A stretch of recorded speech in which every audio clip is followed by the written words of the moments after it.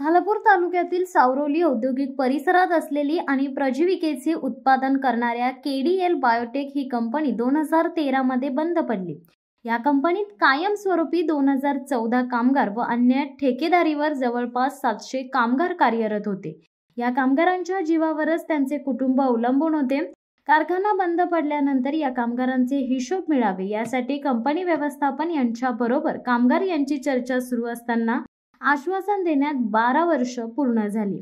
एवढ्या वर्षात एक कवडी देखील कामगारांना देण्यात आली नाही, किंबहुना न्यायालयाने कामगारांची देणी देण्याबाबत निर्देश दिलेत तरी सुद्धा देणी मिळालेली नाहीयेत। आमदार महेंद्र थोरवे यांचे भाचे संकेत जनार्दन भासे व त्यांचे बिझनेस पार्टनर परेश नंदनलाल शेठ, रोशन प्रदीप शहा यांनी खरेदी केली आहे असा आरोप कामगार यांनी करून खरेदी खताची प्रत दाखवण्यात आली।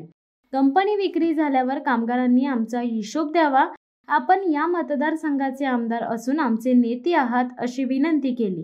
त्यावेळी तुमचा हिशोब महिन्या 2 महिन्यात देण्यासाठी मी प्रयत्न करतो असे आश्वासन आमदार यांचे भासे यांनी देऊन विधानसभा निवडणुकीत काही चर्चा करू नये ज्याने मतदारसंघात वाईट संदेश जाईल असे आमदार व भासे यांनी सांगितले।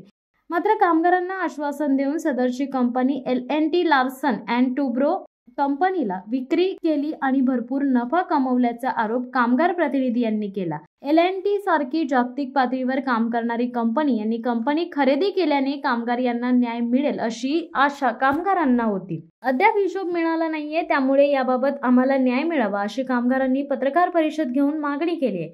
यावेळी कामगार प्रतिनिधी संतोष केदारी, गजानन बैलमारे, किशोर घोसाळकर, प्रशांत गोपाळे, अनिल मोरसिंग, दिलीप बारड, शैलेश बैलमारे, चंद्रकांत बैलमारे, अशोक पाटील, सचिन पाटील, चनाराम मुआल, गुरुदत्त घोसाळकर, बाळासाहेब कदम, मनोहर कदम, सकाराम भेसरे, चंद्रकांत उजगावकर यासह कामगार उपस्थित होते। यात काही कामगार मृत झाले असून अनेक जण व्याधीने ग्रस्त आहेत। अनेकांचे संसार उघड्यावर पडले आहेत, कामगार कर्जबाजी झालेत असे कामगारांनी यावेळी सांगितले।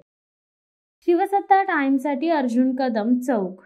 धडक बेधडक वृत्त देणाऱ्या आपल्या शिवसत्ता टाइम्स न्यूज चॅनलला लाल बटन दाबून सबस्क्राईब करा आणि बेल आयकॉनला क्लिक करायला विसरू नका।